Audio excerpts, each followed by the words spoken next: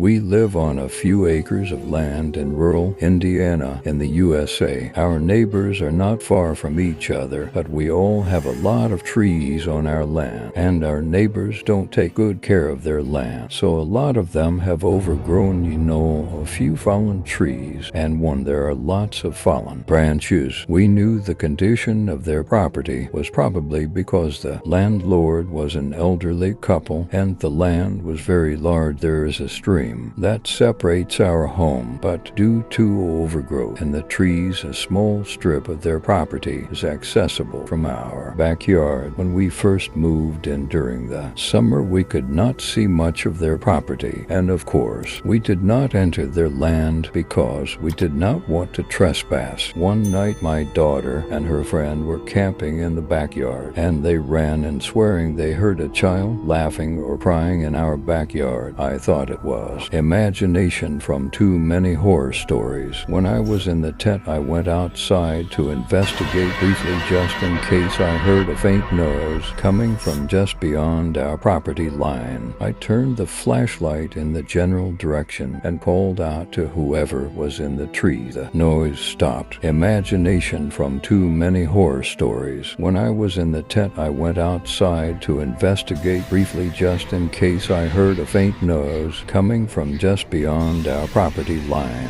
I turned the flashlight in the general direction and called out to whoever was in the tree. The noise stopped. Probably a few. I decided it was a stray cat, but I had the girls set up a tent in the living room just in case. The next day, after I took my daughter's friend home, my curiosity got the better of me and I decided to investigate. When I approached the line of trees, I had never noticed it before. I saw a small path that I didn't see because I knew that my neighbors were too far away and the trees were too dense. They couldn't see me on their land, so I entered the small path and walked slowly looking down at the poison ivy, and I hadn't gone very far, paying attention to the falling branches, when I saw a dirty children's toe on the ground wrapped in overgrown grass. I looked up and saw a small white hut in the distance, like a building, and as I got closer, there were more toes scattered on the ground. Some were partially buried. All were dirty. Then there were barbed wires, and I could see the front of the hut, and I realized it was a big playhouse with a wooden alphabet decorating the outside. This playhouse, I started to feel uneasy. For at least half a mile or more, I stood in my tracks from the only house on the property. I let my imagination go a little. I must have taken a step off the ground when I felt a touch on my shoulder. I only turned round to see my daughter following me, and my heart slowed down. I decided to take a closer look. There were more broken taut wire fences on the ground. As I got closer, the window on the side was broken, and there was a hole in the roof. There was a broken train set that the child could get on. There was a white piece of wood on the front door, not set up to keep people out, but to lock someone in. At this point, my daughter was in full panic mode and begging us to go back to our house, but at least I had to look. If I didn't open the window, my mind would wander with possibilities of what could be inside. As I stepped towards the edge of the hut, my daughter was following behind me in fear, paying more attention to me than to where she was stepping, and cut her leg deeply on the barbed wire hidden in the grass. I saw only a partially dirt floor and broken wood and a large wooden bench with a dark stain on it. I picked up my daughter, who decided her leg was going to fall off. We left the neighbor's property and took her to the doctor to get a tetanus shot and cleaned up that night. After dinner, I let the dog out, but I couldn't get her to come back. I let him out for a while and checked again. After a while, our dog still hadn't come inside, and I realized he was standing on the side of the road we had been on before. I took a flashlight off his leash and went over to him. He was sniffing